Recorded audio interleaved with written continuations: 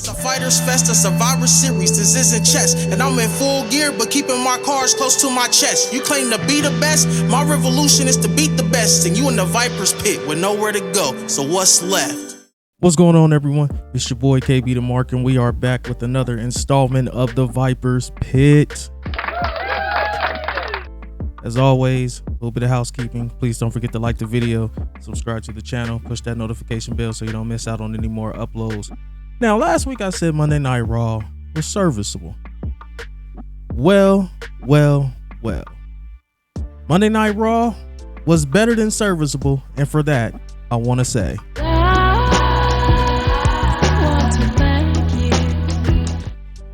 now, did it have some slow points?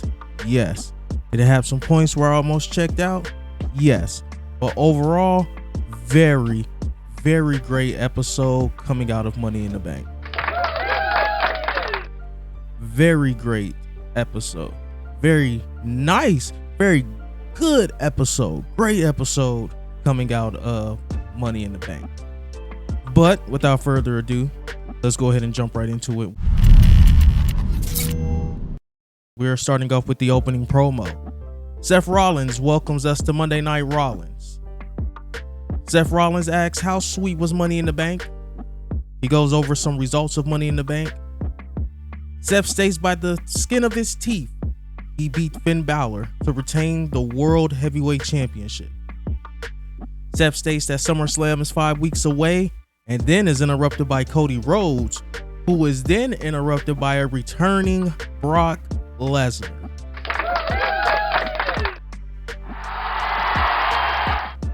Broke down into a brawl. Brock and Cody started fighting all over the not all over the arena, but they started fighting in the ring, outside the ring. Cody did get the upper hand. Went to commercial. We come back to Seth Rollins still in the ring. Seth states that was a crazy way to start the show.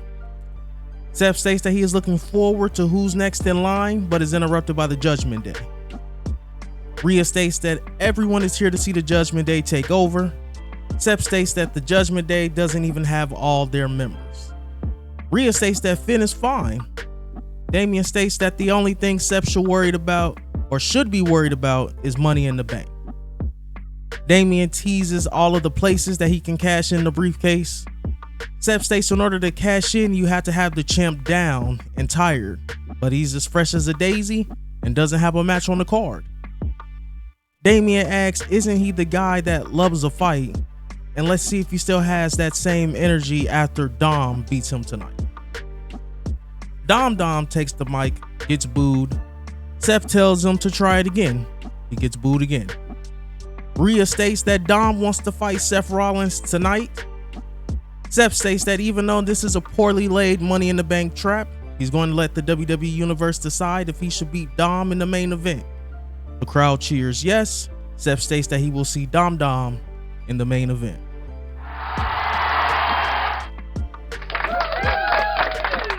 Excellent opener. Everything from the Cody and Brock brawl to the promo with the Judgment Day and Seth Rollins to even the tease of dissension in the Judgment Day between Finn Balor and Damian Priest. Everything about this opening segment, absolutely fantastic. Next up, first match of the night, Shinsuke Nakamura versus Damian Priest. Damian Priest did get the win with the South of Heaven. Thought this did his job. More of Shinsuke Nakamura and more of letting matches go 10-15 minutes, because when you give these wrestlers time, they can and will make magic. This is exactly what you got here. The match wasn't anything blow away, but you saw a nice back and forth between Shinsuke Nakamura and Damian Priest. And sometimes that's all you can ask for, especially with that being the first match of the night. Up next, we were going to have a Ronda Rousey promo, but she was then interrupted by Shayna Baszler. Shayna states that the fans are tired of Ronda trying to cut a promo. Ronda asks Shayna why after 10 years did she throw it away. Shayna states that Ronda is a narcissist and Shayna states that Ronda is a narcissist and she only owes the fans an apology for bringing Ronda into the WWE. Ronda asks, why did Shayna cost them the tag titles? Shayna states that unlike Ronda, she paid her dues and she scratched and clawed to get to WWE. Shayna states that she's the only one who loves it, while Ronda came through the back door on the way to WrestleMania. Oh no! Shayna states that she loves the wrestling business and Ronda has ruined it for her. Shayna states that she owes Ronda the sobering reality that there is finally someone who can shut Ronda up. Ronda attacks Shayna, breaks down into a brawl. Best Shayna Baszler promo since she's been on the main roster. One more time for Miss Shayna Baszler. That promo right there. Victory! That promo was fantastic. They didn't sound too bad. I still stand by what I said on the Money in the Bank review. I still stand by what I said on the Viper's Pit Money in the Bank review when I said that the turn was okay. Don't have a problem with the turn. I have a problem with the people, or not even the people, the person who turned. Shayna turning on Ronda was not the right move, because you even heard it when Ronda came out. She wasn't cheered. You would think that the person who got attacked and turned on by their tag partner, when they would come out to the show the following, the next show, they're the babyface, so that reaction should be loud. It wasn't loud. Goes to show you that they should have let Ronda turn on Shayna instead of Shayna turning on Ronda. We had a tag team turmoil match next. It was Sonya Deville and Chelsea Green versus Candice LeRae and Indy Hartwell versus Emma, Nikki Cross versus Tegan Nox and Dana Brooke versus Kaden Carter, Katana Chance. Sonya Deville and Chelsea Green did win the whole thing, started at won every match. This match was really just a setup for you to see Kaden Carter and Katana Chance versus Sonya Deville, Chelsea Green. Yes, we already seen it before, but it was more of a just so you can try to get these two young superstars over by putting them in the ring with professionals, more tenured members of the roster in Sonya Deville, Chelsea Green as well, before she was unceremoniously fired and then brought back.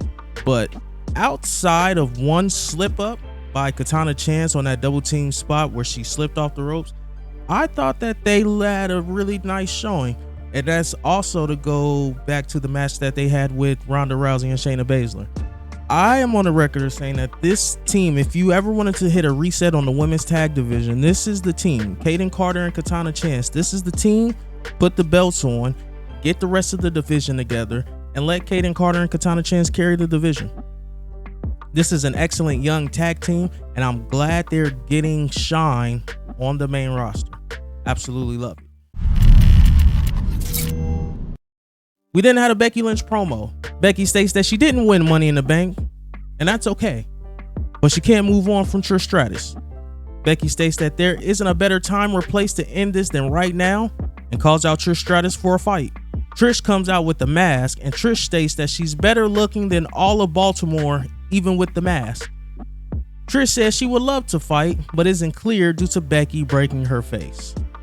Becky states that since she isn't cleared, Trish should send Zoe down to fight. Becky says Zoe is better than her broke ass, and Trish says that she's the greatest of all time. Becky says that if she remembers correctly, Trish won with the help of Zoe. Becky states that Trish won't be here too long, just looking to get the rub from Big Time. Becky asks Trish why is she still here if she doesn't want to fight her. Trish states she's still here because she's the face of the women's division, and now Zoe is going to break Becky's face. Trish and Zoe head towards the ring, but stop. Trish states that she has a medical appointment, but tells Becky to keep her calendar open for Zoe. Now, it was kind of rocky in places, kind of had me on going back and forth, kind of a rocky start, smoothed it out, great finish. And I want to say we're probably going Trish, Becky at SummerSlam. But I say Zoe Stark and Becky Lynch at SummerSlam might be just a tad bit better. just a tad, not too much. If you want to go Trish and Becky, that's fine. I get it. It's SummerSlam. Me personally, I might want to go Zoe and Becky. That's just me though. Cody Rhodes interview next. Cody Rhodes states that it's Jackie's first night and asks the fans to say hi. Cody states that he was a man of his word, and after Money in the Bank, he said he would be waiting for Brock. Cody states that Brock broke his arm and Cody shattered Brock's face. Cody states he will fight Brock Lesnar any place, any night. Wasn't really needed, just wanted to fill in time. Alpha Academy, Maxime Dupri versus the Viking Raiders in Valhalla. And I will say this, Alpha Academy, Maxime Dupri did get the win. This match, along with another match, had no right being as good as it was, but my goodness. When Maxime Dupri got the hot tag and she started doing the arm drags, the crowd just immediately goes. The crowd made this match a lot better than what it really was, but I don't want that. No, the crowd does make the match better, but Maxime Dupri has been putting in work, and I love to see when hard work pays off. Even in her small spots, she looked good doing them, and that's all you can ask for. We have a Ricochet segment. Ricochet says that a lot of people thought that Logan Paul shouldn't have been in the Money in the Bank match. Ricochet said what he doesn't respect is Logan Paul getting in his face after the match because it simply wasn't Logan Paul's night. Ricochet issues a challenge for Logan Paul to meet him in the ring next week. This sounds like it's going to be Logan Paul's SummerSlam opponent, and I'm all for it. We had Natalya challenging Rhea Ripley for the WWE Women's World Championship, and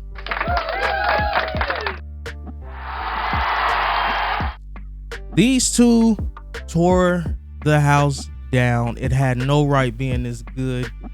They absolutely killed each other. Rhea Ripley did retain with the Riptide, and I loved it. I love this. I said a while back, I love what they're doing with Natalya, with the storyline they gave her, with she's questioning herself. Can she still go? It's the storyline wise, it's more geared towards the younger talent, but they're giving it to Natalya, the veteran, and she's knocking it out the park. This is the best that Natalya has looked in a long time. I really haven't seen Natalya this fired up since I want to say 2016, when she was going through her feud with Nikki Bella. This is the last time I've really seen Natalya this fired up and this eager to get out there and show what she can do. Natalya to me is one of those women's wrestlers who's severely overlooked, and I'm glad she got to have this showing against Rhea Ripley today.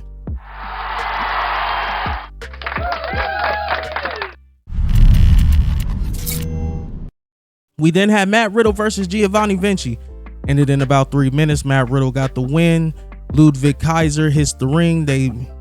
Ludwig Kaiser hits the ring after Matt Riddle gets the win. Him and Giovanni Vinci beat down Matt Riddle to a returning Drew McIntyre, who then hits a Claymore, who hits the ring, saves Matt Riddle, gives Giovanni Vinci a Claymore for his trouble. This whole match was geared towards Drew McIntyre making his return to Monday Night Raw. I can't be mad at it, so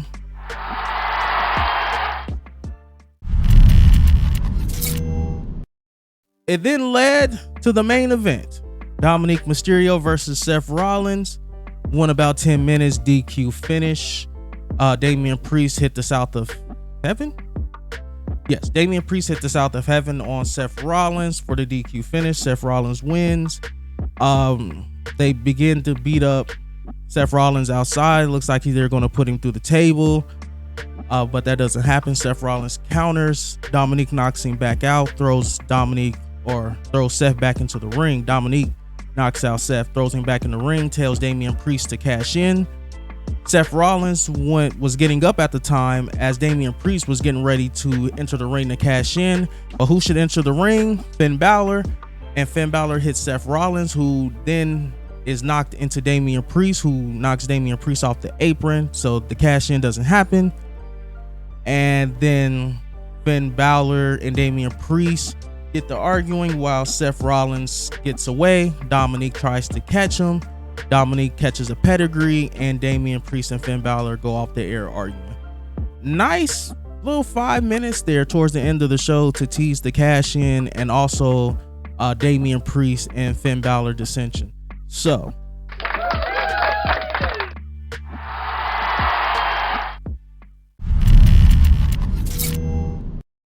man, I gave last week's Monday Night Raw 6.5. I said in the Money in the Bank review, WWE's been on a roll, man. They've been on a roll. This was more of the same. This was a solid show. Easy 7.5 show. This episode of Monday Night Raw, like I said, did it have some slow parts? Yes. Are there some things I would have changed? Yes. But man, WWE's been on a roll. WWE has been on a roll as of late. And Money in the Bank, the premium live event in this episode of Monday Night Raw, proves what they can do when they are starting to click on all cylinders, man. This was I don't want to say decent. This was a great episode of Money in the Bank. This was a great episode of Monday Night Raw. But that's it, you guys. That's it, man. Thank you for tuning in to another installment of the Viper's Pit. Please don't forget to leave a like on the video, subscribe to the channel, push that notification bell so you don't miss out on any more uploads. Once again, I'm KB the Mark, signing off until the next one, and have a wonderful, wonderful day. I started with nothing and came out of king. I've been the one that's been ballin' for rings.